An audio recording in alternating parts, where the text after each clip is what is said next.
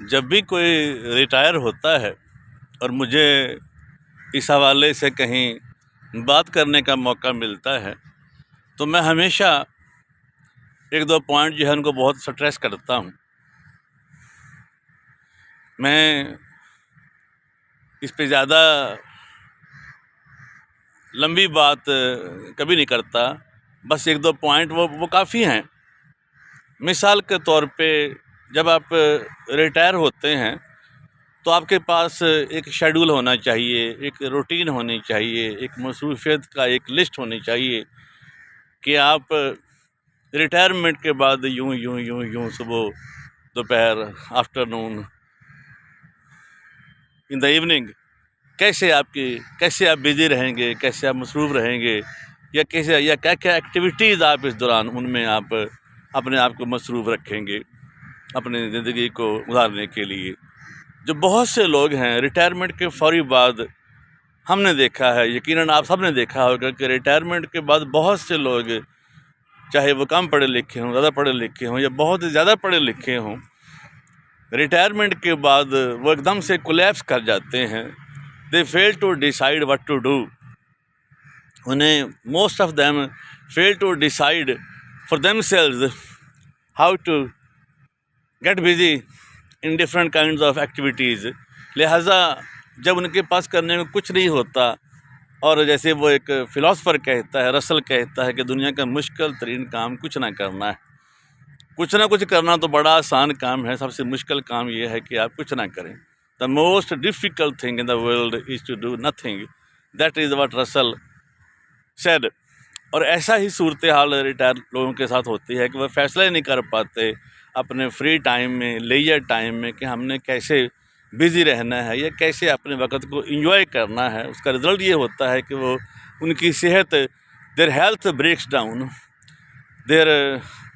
they break down mentally, and as a result of that they die immediately after their retirement in 2, 3, 4 years.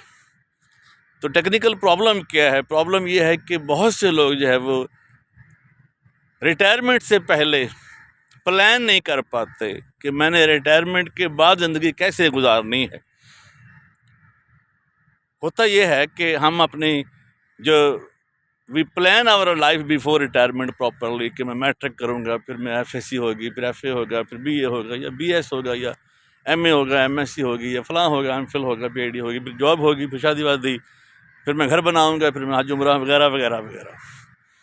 लेकिन retirement के बाद क्या करना है उसकी उसने प्लानिंग कतई नहीं की होती। Most of the people who are living in the world at the moment, to whatever community they may belong, they fail to decide for themselves what to do after retirement. Most of them plan their life properly before retirement, but they fail to plan their life after retirement.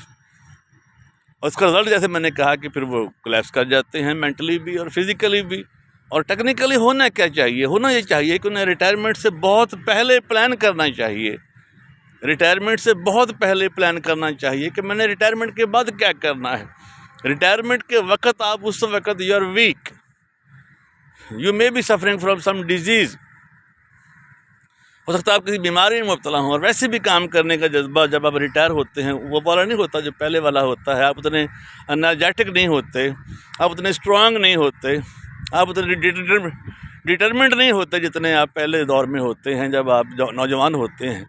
तो लिहाजा अगर retirement के बाद plan करेंगे कि मैंने क्या करना है, तो बहुत से लोग जो भी प्लान करते हैं, मैं कारोबार करूंगा, मैं कॉन्ट्रैक्टर बनूंगा, मैं अपना ऑटोमोबाइल का काम करूंगा, या ट्रांसपोर्टर बनूंगा, या कॉन्ट्रैक्टर बनूंगा, या मैं कोई शॉप खोलता हूं, मैं कोई बिज़नेस करूंगा किसी के साथ, तो most of them lose their money in the business they start, because in the beginning every businessman has to suffer some losses, and the old man who has retired his business after retirement is not strong enough to bear the loss. लिहाजा ही collapses. तो लिहाजा retirement से बहुत पहले हमें plan करना है कि हमने रिटायरमेंट के बाद क्या करना है। If you succeed in planning अपना right before retirement, what to do after retirement, and how to be busy in life after retirement, you will live a very happy, successful life after retirement. Thank you very much.